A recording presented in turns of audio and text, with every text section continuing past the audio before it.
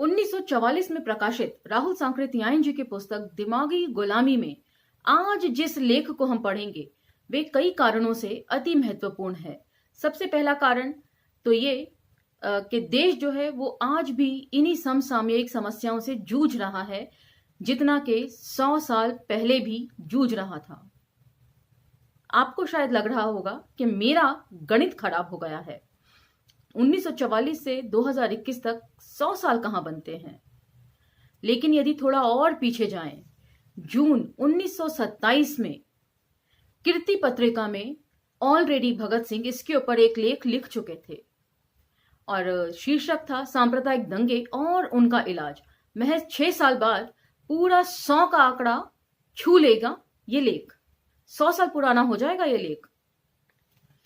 और वहीं पर आज जिस लेख को हम पढ़ेंगे उसका विषय भी कुछ इसी प्रकार है। तो चलिए मेरे साथ लेख की तरफ बढ़ते हैं। आभासी दुनिया के मेरे दोस्तों, शालिनी बोल रही हूं। जय भीम, हुल जोहार। आज के लेख का विषय है हिंदू मुस्लिम समस्या। तो लेख पढ़ने के साथ साथ भगत सिंह की वैचारिकी साथ साथ चलती है इस पुस्तक के। ये मैं पहले भी कह चुकी हूं और हर लेख में इस बात को मैंने कहा है, क्योंकि ये पुस्तक जो है भगत सिंह के विचारों का एक्सटेंशन सी जान पड़ती है मुझे। तो देखेंगे कि कहां कहां भगत सिंह की वैचारिकी को छूती हुई निकलती है ये पुस्तक। चलिए, हिंदू मुस्लिम समस्या हिंदुस्तान में एक ना हल होने लायक प्रश्न समझी जाती है। अगर उसके कारणों पर दृष्टिपात करें तो पाएंगे कि इस विभेद की बुनियाद किसी मजबूत पत्थर पर नहीं है। कोई आर्थिक प्रश्न ऐसा नहीं जो इस समस्या की जड़ में हो, और आर्थिक प्रश्न ही किसी बात को मजबूत बनाता है। यह सारा झगड़ा मध्यम वर्ग और उच्च वर्ग का बनाया हुआ है, बल्कि उच्च वर्ग या नवाब राजा लोगों का। हिंदू मुस्लिम प्रश्न के साथ घनिष्ठता पैदा करना तो सिर्फ साधारण जनता को अपने जाल में फंसाने के लिए है। आप जमींदारों की सभा की ओर देख लीजिए। उनमें सभी महाराजा, नवाब, राय बहादुर, खां बहादुर सगे भाई से मालूम होंगे। असल में उसमें तो आपस में कोई किसी तरह का ना भेद है, ना हिंदू मुस्लिम झगड़ों से उनको कोई नुकसान होता है। मरते और जेल जाते हैं तो साधारण गरीब लोग। तो बेहद समसामयिक तरीके से इस चीज को राहुल सांकृत्यायन जी सामने रख रहे हैं। और आज भी जो है यही समस्या जस की तस बनी हुई है। हिंदू मुस्लिम झगड़े होते हैं, लेकिन उसमें सबसे ज्यादा नुकसान आम जन के जान और माल का होता है। जमींदार और बड़े बड़े धनी लोग बहुत करते हैं तो गरीब हिंदू मुसलमानों को एक दूसरे के खिलाफ भड़काते रहते हैं, और जब दोनों फंस जाते हैं तो आप 9-2-11 हो जाते हैं। इस समस्या की जड़ है किसान मजदूरों को अपने आर्थिक स्वार्थ का ज्ञान ना होना। तो यहां पर सिर्फ एक ही बात मुझे खटकती है कि राहुल सांकृत्यायन जी का ज्यादा फोकस जो है वो किसान और मजदूरों को लेकर है।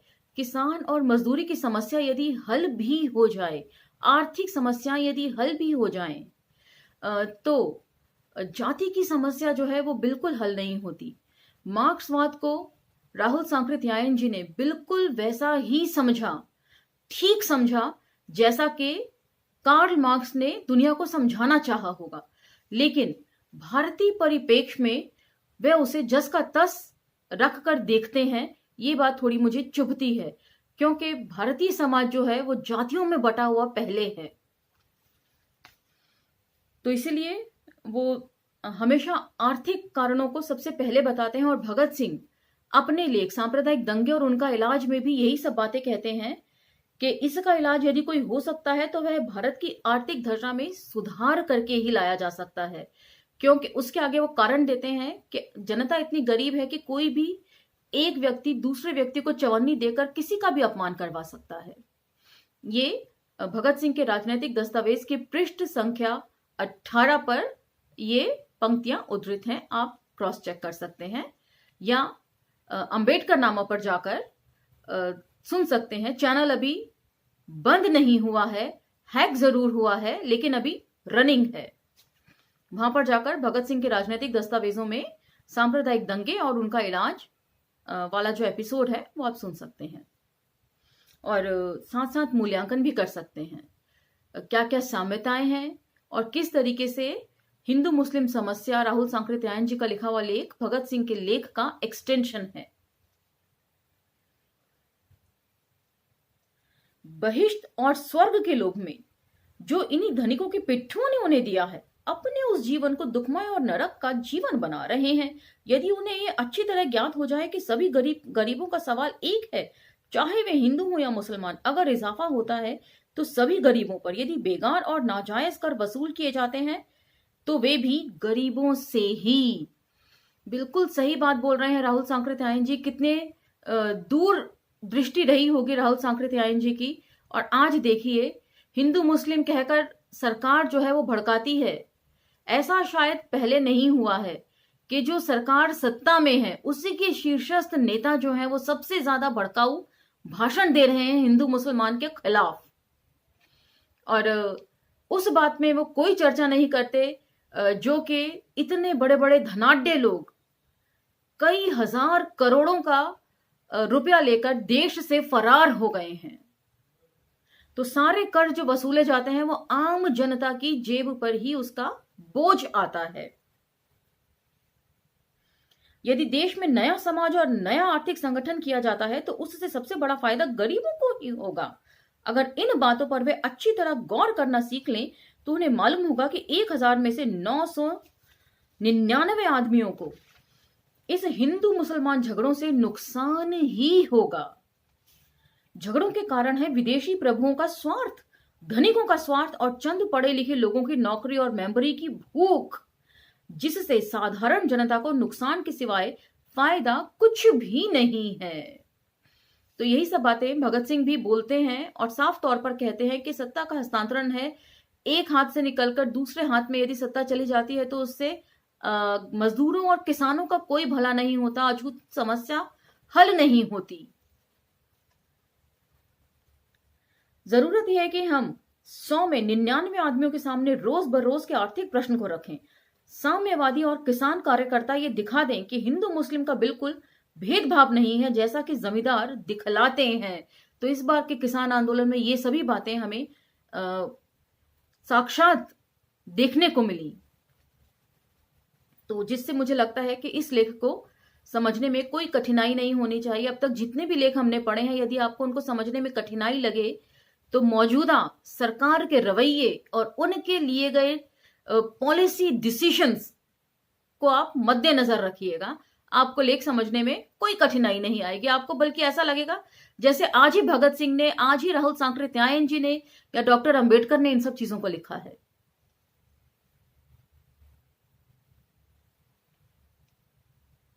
साम्यवादी और किसान कार्यकर्ता ये दिखा दें कि हिंदू मुस्लिम का बिल्कुल भेदभाव नहीं है, जैसा कि जमींदार दिखलाते हैं, बल्कि जमींदारों को तो अपना ढोंग भी जनता के सामने रखना है। इसलिए कितनी ही बातों से बाहर कम से कम थोड़ा फर्क दिखलाना चाहते हैं। लेकिन साम्यवादियों को तो कम से कम हिंदू मुसलमान होने का ख्याल ही मिटा देना होगा। सभी साम्यवादी कार्यकर्ताओं को अपना उदाहरण लोगों के सामने रखना चाहिए। और किस तरह रखना चाहिए ये वे आगे बता रहे हैं। एक साथ खाना पीना तो खुल्लम खुल्ला होना चाहिए। एक दूसरे की भावनाओं पर, लड़कपन से आए हुए सामाजिक संस्कारों पर खूब खुले तौर से बिना संकट के बहस करनी चाहिए। धार्मिक हो या सामाजिक, सांस्कृतिक हो या राजनीतिक, हर पहलुओं पर उन्हें निडर होकर बात करना चाहिए। इसका उन्हें ख्याल ही छोड़ देना चाहिए कि उनके भाव पर शायद ठेस लगे। आजादी का प्रश्न छोड़कर साम्यवादियों के सामने ना कोई बड़ा प्रश्न है और ना ही कोई बड़ा कोमल भाव। तो अब यहाँ पे एक छोटा सा ब्रेक लेना चाहूंगी सब चीजों को सामने रखने के लिए। सबसे पहले तो राहुल सांकृत्यायन जी कह रहे हैं कि एक दूसरे के साथ बैठकर खाना खाना चाहिए।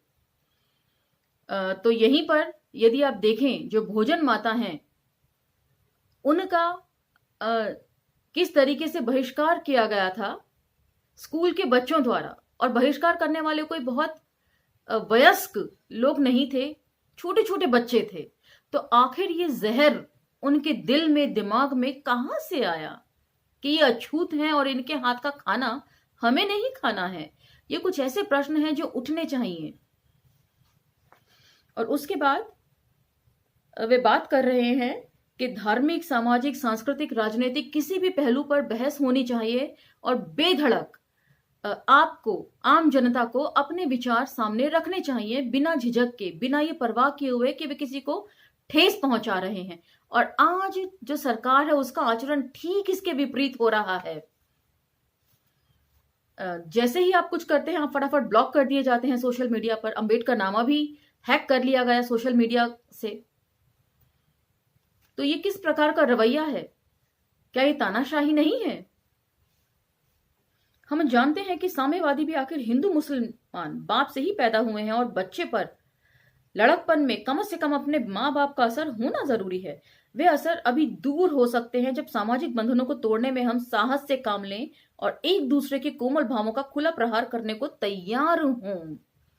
मतलब जो चीज चाहे वो धार्मिक हो, यदि खराब है, रूढ़ियां जिसको बोलते हैं, उन्हें तोड़ना चाहिए।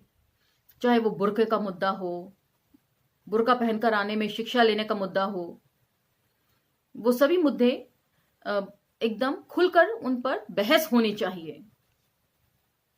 और थोड़ी देर पहले भोजन माता सुनीता देवी जी के उदाहरण से मैंने बात स्पष्ट की कि छोटे छोटे बच्चों को ये कैसे मालूम हुआ कि उन्हें किन के हाथ से खाना है और किन के हाथ से नहीं खाना है। तो ये सारी शिक्षाएं जो हैं घरों से ही बच्चे सीख रहे हैं।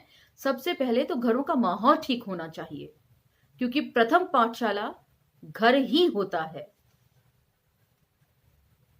उनको यह ना ख्याल रखना चाहिए कि साधारण लोग क्या कहेंगे। किसी भी सामाजिक क्रांति में शामिल होने वालों को कुछ कड़वा मीठा सहने के लिए तैयार होना ही चाहिए। लोग जेल जाने और फांसी चढ़ जाने को बड़ी हिम्मत की बात कहते हैं। समाज की रूढ़ियों को तोड़ना और उसके द्वारा उनकी आंखों में कांटे की तरह चुभना जेल और फांसी से भी ज्यादा साहस का काम है, जो उस वक्त महात्मा फूले ने किया, डॉक्टर अंबेडकर ने किया, पेरियार ने किया, संत गाडगे जी ने किया, और स्वयं राहुल सांकृत्यायन जी कर रहे थे।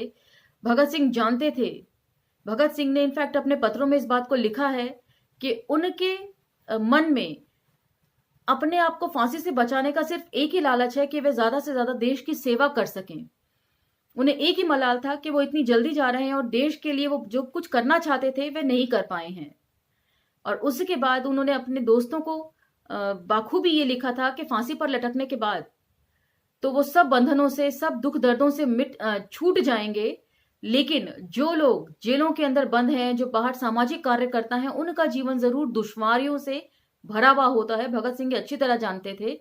लेकिन उनकी फांसी का मकसद, क्योंकि आप लोगों ने कई बार कमेंट सेक्शन में ये पूछा कि भगत सिंह आखिर इतनी जल्दी फांसी पर क्यों गए, उन्हें फांसी पर चढ़ने की क्या जल्दबाजी थी। उन्हें फांसी पर चढ़ने की कोई जल्दबाजी नहीं थी, उन्हें गलत तरीकों से फंसाया गया था। लेकिन वे ये जताना चाहते थे कि जो एक मौत का डर नौजवानों के मन से निकाल देना चाहते थे कि मरना तो एक दिन सभी को है, लेकिन कौन किस तरह और क्या करके मरता है ये ज्यादा इंपॉर्टेंट है। और जो भगत सिंह ने खुद को उदाहरण के रूप में प्रस्तुत करके लोगों को समझाया। तो जिसने जो काम किया उसको आप डिनाई नहीं कर सकते। किसी के काम को दूसरे के काम से कम या ज्यादा करके आंकना फिलहाल ठीक नहीं है। साम्यवादी एक नया संसार और नया समाज बनाना चाहते हैं, इसलिए उन्हें हर तरह की कुर्बानियों के लिए तैयार रहना चाहिए। अगर आप शादी भी अपनी जाति में रखना चाहते हैं, अगर आप मुंडन और जनेऊ अपनी जाति के रिवाज के मुताबिक करना चाहते हैं, अगर आप खान पान में स्वयं पाकी रखना चाहते हैं, तो आप जैसे साम्यवादी से साम्यवाद को नुकसान ही पहुंचेगा। तो अपने लेख कष्टों से भागना कायरता है में भी ये सब बातें भगत सिंह बोलते हैं। और वे ये भी बोलते हैं कि इसी तरह का वे बोलते हैं कि क्रांति का असली मतलब क्या है। यदि क्रांति का असली मतलब ये नहीं है जो राहुल सांकृत्यायन जी के इसमें भी लिखा है, हूबहू वही बातें जो भगत सिंह भी बोलते हैं अपने लेखों के तहत, तो क्रांति के रास्ते से हट जाइए। और वही बात राहुल सांकृत्यायन जी भी सामने रख रहे हैं। जहां साम्यवादियों की पार्टी का हेडक्वार्टर हो या कुछ साम्यवादी एक जगह रहते हो, वहां हिंदू मुस्लिम बावर्ची खाना अलग नहीं रहना चाहिए। सबका खाना एक जगह बने और जो चाहे सो बनावे और सबको एक साथ बैठकर खाना चाहिए। शायद हमारे साम्यवादी कार्यकर्ताओं को यह ख्याल हो कि इससे कहीं जनता भड़क उठेगी, जिसमें वे काम करना चाहते हैं। लेकिन तब आपको कहने का मतलब होगा कि जिन रूढ़ियों को तोड़ फेंकना साम्यवाद के लिए सबसे आवश्यक चीज है, उन्हीं को आप साम्यवाद की सफलता में सहायक मानते हैं। तो ये काफी हद तक वही सारी बातें हैं जो भगत सिंह ऑलरेडी अपने लेखों में बार बार बार बार मेंशन करते रहे हैं। और क्रांति का असली मकसद क्या होना चाहिए? क्रांति जो है वो बम और पिस्तौल पर नहीं, विचारों की सांड पर तेज होती है, ये भगत सिंह का मानना था। ये अलग बात है कि उन्हें फांसी के तख्ते पर झूलकर कुछ और तरह का एग्जाम्पल या उदाहरण प्रस्तुत करना पड़ गया।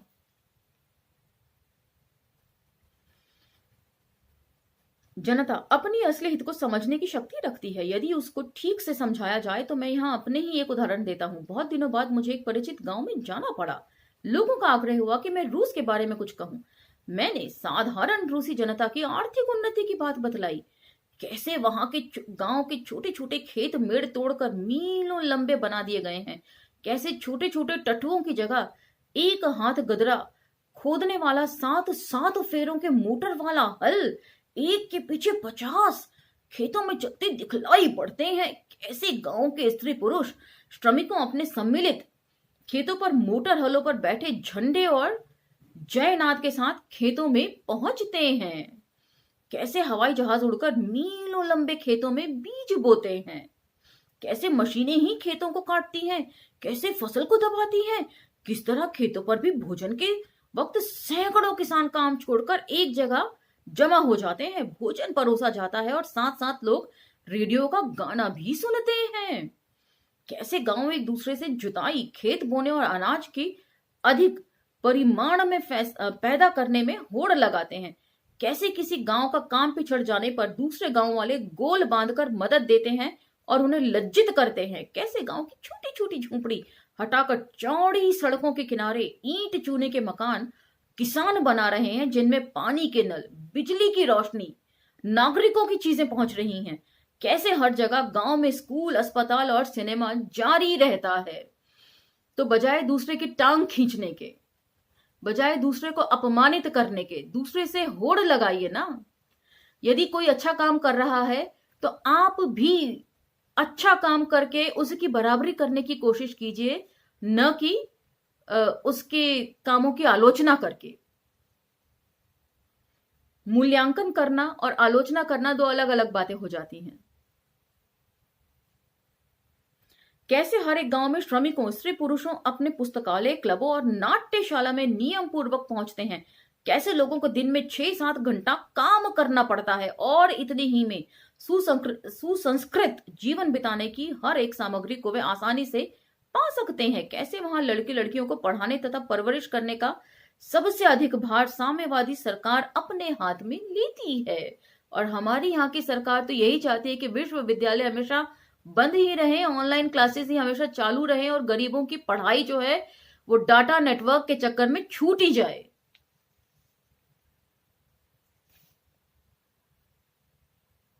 मानो पिता को न शादी की फिक्र है, न लड़के के लिए कुछ विरासत दे जाने की। कैसे यदि कोई बीमार या बूढ़ा हो तो उस व्यक्ति के भरण पोषण का सम्मान पूर्वक इंतजाम सरकार शुरू करती है, कैसे वहां के लोगों की चिंता अब 1000 हिस्से में एक हिस्सा रह गई है। उस सभा में हिंदू, मुसलमान, ब्राह्मण और चमार सभी थे। मैंने देखा कि सभी के चेहरे पर प्रसन्नता की रेखा दिखलाई पड़ती है। तब मैंने कहा, लेकिन रूस में बहुत सी खराब बातें भी हुई हैं। वहां घुघरू तिवारी की लड़की को मंगरू चमार का लड़का सरेआम ब्याह कर ले आता है और उसमें कोई बाधक नहीं हो सकता। वहां खाने पीने में जात पात का सवाल नहीं है। मंगरू चमार अगर अच्छी रसोई बनाना जानता है तो वही बनाएगा और गांव के ब्राह्मण, राजपूत सबको एक साथ बैठकर खाना पड़ेगा। अगर बड़ी जाति वालों ने जरा सी आनाकानी की तो बहुत संभव है कि उन्हें देश से निकाल दिया जाए। धर्म और ईश्वर के लोग विरोधी बन गए हैं। हजारों मंदिरों और मस्जिदों की वर्षों से मरम्मत नहीं हुई। उनकी छत की लकड़ियों को वही लोग ले जाकर ताप लिया करते हैं और अब उनकी दीवारें और छतें जीर्ण शीर्ण अवस्था में गिरने के लिए तैयार हैं। पुरोहितों और मुल्लाओं का पेशा उठा दिया गया है और यहाँ पर विश्वविद्यालय खोलने की बात नहीं होती है और जो बात होती है वो राम मंदिर बना देने की बात होती है। और इसी बाबत मुझे हरिशंकर परसाई जी का एक लेख याद आता है, भारतीय गणतंत्र आशंकाएं और आशाएं। इसका जिक्र मैंने पहले भी किया है, भगत सिंह के लेखों में भी। तो उसे भी आप लोग जाके दोबारा सुन सकते हैं। उसमें खुले तौर पर हरिशंकर परसाई जी ने बोला है कि एक पार्टी का, राजनीतिक पार्टी का मैनिफेस्टो ही सिर्फ ये है कि हम मस्जिद गिराकर राम मंदिर बनवा देंगे। तो जिस पार्टी का मैनिफेस्टो या मुख्य उद्देश्य ही सिर्फ इतना हो, वो आपको कभी भी शिक्षा की तरफ जाने के लिए नहीं कहेगी। उनका बस चलेगा तो सारे विश्वविद्यालय वो बंद करके ही दम लेगी। अब सोचना आम जन को है कि उसे क्या चाहिए। अपने हाथ से काम करो तो ठीक, नहीं तो महारानी फूल कुमारी को। अब वो 50 लौंडियां नहीं रह गईं। उन्हें अपने हाथ नहाना और धोना नहीं पड़ता, बल्कि पापी पेट के लिए खेत काटना, मिट्टी ढोना और सब तरह का काम करना पड़ता है। कहने का मतलब है कि सब कुछ सरकार के हाथ में चला गया है। जिनके हाथ कभी मक्खन की तरह मुलायम थे, अब उनके हाथों में पत्थर कैसे कड़े 5-5 गट्ठे देख सकते हैं। साधु महात्मा का नाम वहां नहीं। सबसे बड़ी बात तो यह है कि जात पात का कोई ख्याल नहीं रखा जाता। देखिए, पापी पेट के लिए इस 4 दिन की जिंदगी के लिए इस तरह का अधर्म क्या आप लोग पसंद करेंगे? मैंने समझा था कि मेरे भाषण के बाद मजमूम को सुनकर लोग भड़क उठेंगे, लेकिन वहां उन लोगों को कहते सुना कि अरे, इसमें क्या रखा है, आदमी की तरह सुखपूर्वक जीवेंगे और चिंता के बोझ से दिल को हल्का होगा। कुछ तो कहने लगे, बाबा ये हमारे यहाँ कब होगा, हमारी जिंदगी में हो जाएगा कि नहीं? तो इससे पता चलता है कि आम जन को अपनी रोजी रोटी कमाने के साधन, शिक्षा के साधनों में ज्यादा रुचि होती है बजाय हिंदू मुसलमान करने के। तो फिर ये जहर उनके मन में, उनके दिलो दिमाग में भरता कौन है? ये सारे प्रश्न हैं जो इन सब लेखों के जरिए उठाए गए हैं और आज के संदर्भों में भी एकदम फिट बैठ रहे हैं। साम्यवादियों को जनता के सामने निधड़ होकर अपने विचार को रखना चाहिए और उसी के अनुसार करना भी चाहिए। हो सकता है कि कुछ समय तक लोग आपके भाव न समझ सकें और गलत फहमी हो, लेकिन अंत में उस आपका असली उद्देश्य हिंदू मुस्लिम सभी गरीबों को उनके साथ संबद्ध कर देगा। रूढ़ियों को लोग इसलिए मानते हैं क्योंकि उनके सामने रूढ़ियों को तोड़ने वालों का उदाहरण पर्याप्त मात्रा में नहीं है। तो बहुत बड़ी बात यहाँ पर राहुल सांकृत्यायन जी लिख रहे हैं, रूढ़ियों को तोड़ना आसान नहीं होता। उदाहरण बनकर खुद प्रस्तुत होना बहुत मुश्किल है। सबसे पहले हमारे अपने लोग ही टांग खींचने लग जाते हैं। कई बार अंबेडकर नामा पे मैं कमेंट्स में पढ़ती थी कि लोग मेरा और रतन जी का कंपैरिजन जो है फूले, महात्मा फूले और सावित्रीबाई फूले जी से कर दिया करते थे। तो ऐसा ना करें। उन लोगों ने बहुत संघर्ष किया है, हमारे सामने भी संघर्ष है, लेकिन दूसरे रूप में है। तो वैसे आप लोगों का आभार जो आप लोग इस तरह से कंपैरिजन करते हैं, लेकिन यहाँ पर एक आवश्यक बिंदु की तरफ मैं आप लोगों का संज्ञान चाहूंगी, वो ये कि यदि आप कंपैरिजन करते हैं तो देखिए रतन जी और शालिनी जी में और महात्मा फूले दंपत्ति में कितने दशकों का, कितनी शताब्दियों का फर्क है। दोबारा किसी को इस तरह समाज के लिए काम करने के लिए उठने में इतने सालों का वक्त लगा है। तो रूढ़ियों को तोड़ना, परंपराओं के विपरीत चलना बहुत मुश्किल है, बहुत संघर्ष करना पड़ता है।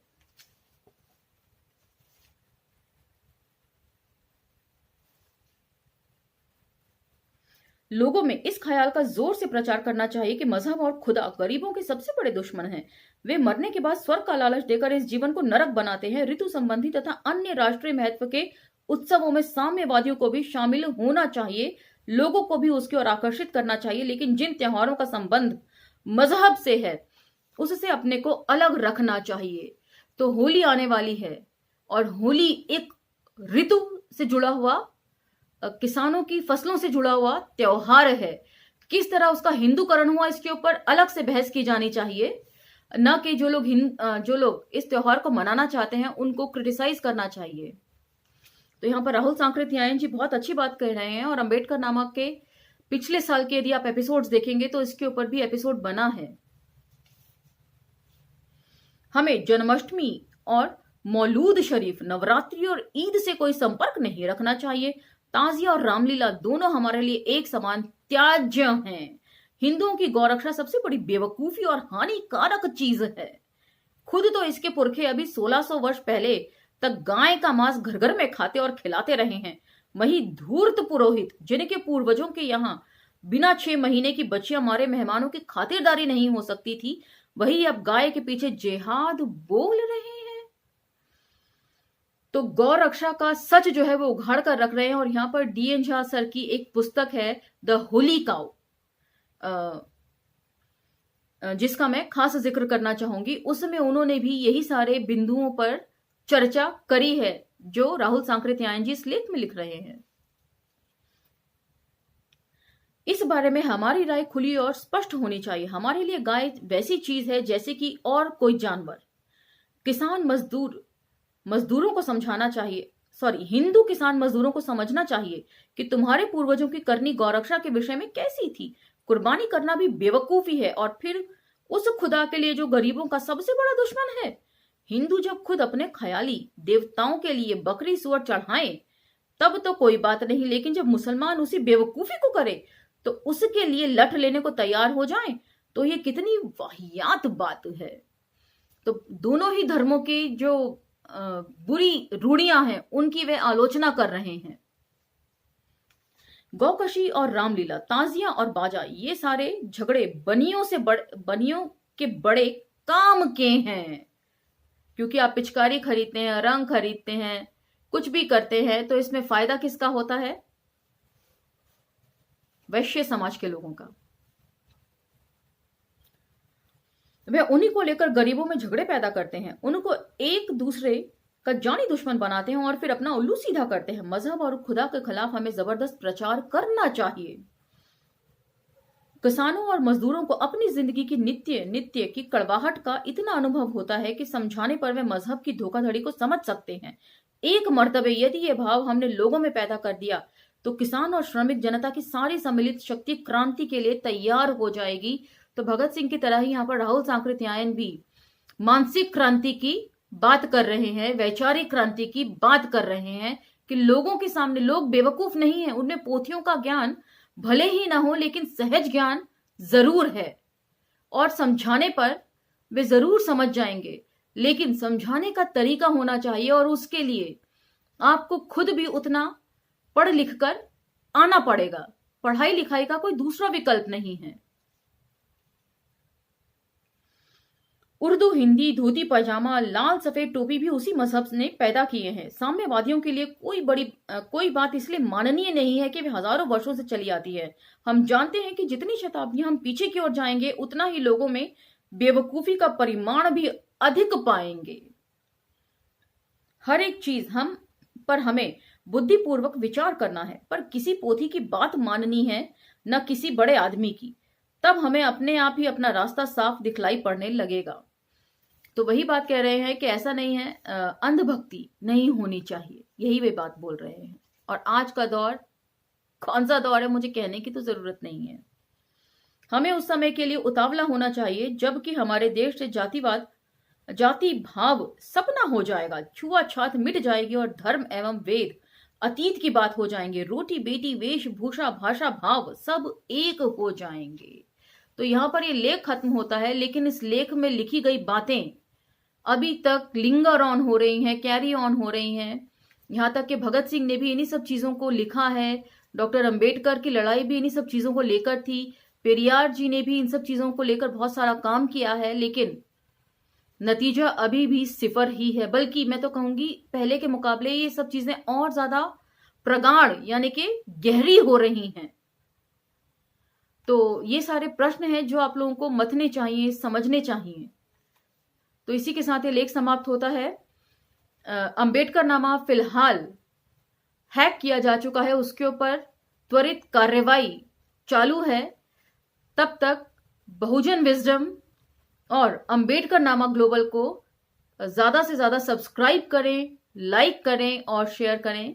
इसी के साथ अगली वीडियो में मैं फिर हाजिर हो जाऊंगी। तब तक धन्यवाद।